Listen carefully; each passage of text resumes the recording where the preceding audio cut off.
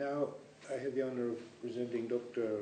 Rubina Shaikh, who is important leader of the World Sindhi Congress, located in London, and she will tell us about the present situation of the Sindhi people of the south of Pakistan and their relations with the Baloch issue, their relations with Pakistan as a country, the history of the Sindhi nation, and what they believe the United Nations also can do for them. So, Rubina. Thank you, Dr. Chansky. Looking at the history of so-called independence of Pakistan, more than 60 years, Pakistan military establishment has adamantly maintained its dominance intact. The insistence on status quo and the refusal to negotiate even a little on sharing the power has created the chaotic state named Pakistan. Pakistani state, that is the government, military, and the ruling elite, involved in all kinds of violence against its own people as well as other people across the border. Today, Pakistan is a symbol of intolerance, human rights abuse, Islamic fundamentalism, and terrorism. Pakistani establishment has never shown any sign of willingness to negotiate in a peaceful manner. It has always resorted to violence, be that against Bangladeshis in 1971, Balochis in 1947, 1973, and current operation on Balochistan, or Sindhis in 1983, 86, and 90s. State violence continues against Ahmadis, Christians, Shiites, and Hindus every day.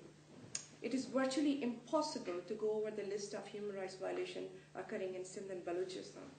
However, I would like to briefly go over a few examples of violations of human rights and inflicted on people of Sindh and Balochistan. Violation of right to development of indigenous people and indigenous nations. Unemployment rate is at its peak in Sindh and Balochistan. People are resorting to suicide, and crime and drug addiction is at rise. Today, 70% of Pakistan budget goes into defense-related expenses. Pakistan will increase its defense spending by 17% in 2010-11 fiscal year, which is 442 billion rupees, which is equal to $517 billion, up from 378 billion in 2009-10. To justify such a huge defense expenses, Pakistan engaged in regional wars. On one hand, Pakistan is spending billions in nuclear bombs, and on the other hand, people of Sindh and Balochistan are dying out of drought and famine.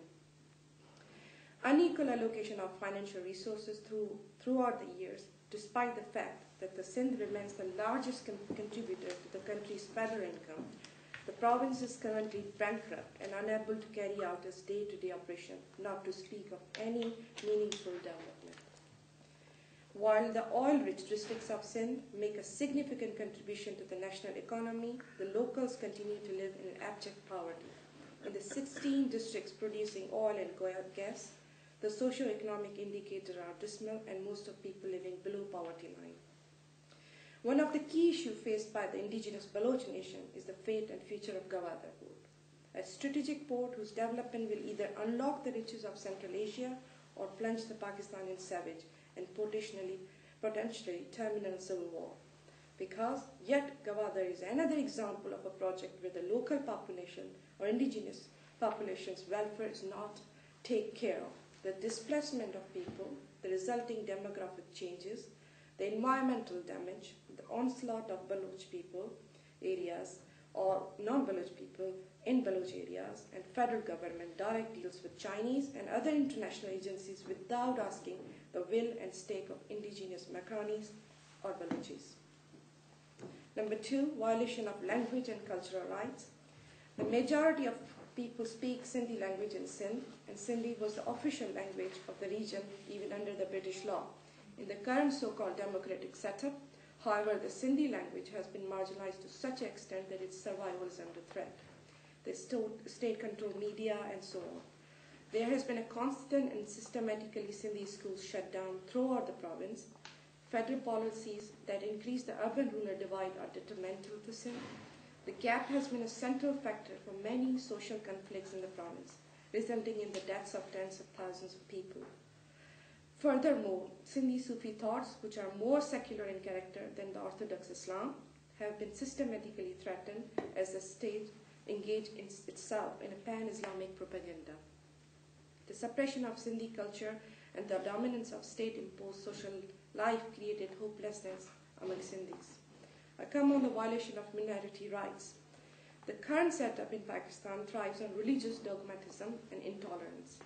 There exist numerous laws and policies that diminish social-political states of religious minorities and sects. There exists separate electorate system for non-Muslims. Blasphemy laws is still intact and practiced. Government provides its patronage to madrasa school as a hub for pan-Islamist militancies. MQM, in support with Pakistan establishment, has not been engaged in killing and suppression of indigenous Sindhis only, but also to create instability and internal conflict in the Sindh. They have started attacking Baloch community based in Sindh.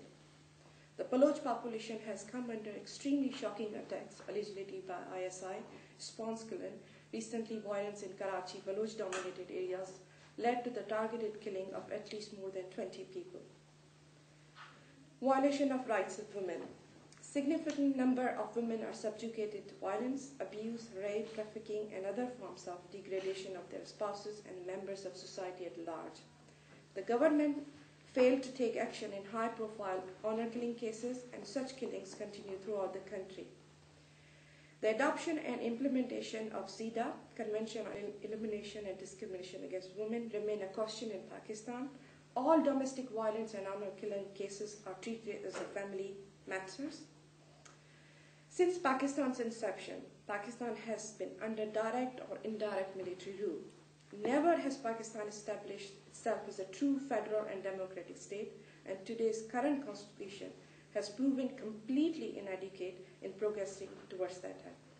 Rather than safeguarding the rights of Sindhi and Baloch nations in the recent reform of constitution of the religious minorities and Hindus and Christians and Ahmadis and Shias, the other marginalized groups, the constitution has become the very instrument of hegemonic control and military domination by which the Punjab majority subjugates all other ethnic and religious minority in tyrannical majoritarianism. General Musharraf committed more murders than General Pinochet of Chile, and still today he enjoys the freedom and security from international community and sitting in London. Pakistan establishment constantly involved in plans with MQM which are designed to divide rural and urban areas of Sindh and control Sindh's resources and subjugate Sindhi nation. Some of examples of these systematic plans to control Sindhi nations are construction of mega projects over River Indus, manipulation and demographic changes in Sindh and Balochistan to convert their indigenous population into minorities, manipulating historical nations' homelands and their boundaries, misappropriation of national resources, theft of water, etc., and abolition and discrimination of Sindhi and other national languages in favor of Urdu. Such violations, repeated and constant betrayals of Pakistani establishment has created a serious dilemma for the people of Sindh, who seek equal rights and prosperity for their region by peaceful means only. Self-defeating behaviors are increasing among our people of Sindh and Balochistan, manifest in the rising rates of suicides, intertribal clashes, and violent crimes, drug addiction, and violence against women. Needless to say that hopelessness and self-defeating behaviors are dangerous and end up in violence itself. Pakistan is a state of denial existence of its nations. Just 6 months ago, hundreds of thousands of Sindhi nation has stood for their rightful struggle called Freedom March. So it is the imperative that international activists and intellectuals give consideration to the case of Sindh and Baloch. We request the international community to stop their support for Pakistani establishment, stop their financial support to Pakistani military, stop their financial support to anti-people projects like coal mining project, Gwadar project, oil exploration project, stop the violence against its own people as well as other peoples across its border, convince Pakistan to return to true democracy by granting all of its nation the right of self-determination, and put pressure on Pakistan to abolish all laws discriminating women and religious minorities. Thank you very much.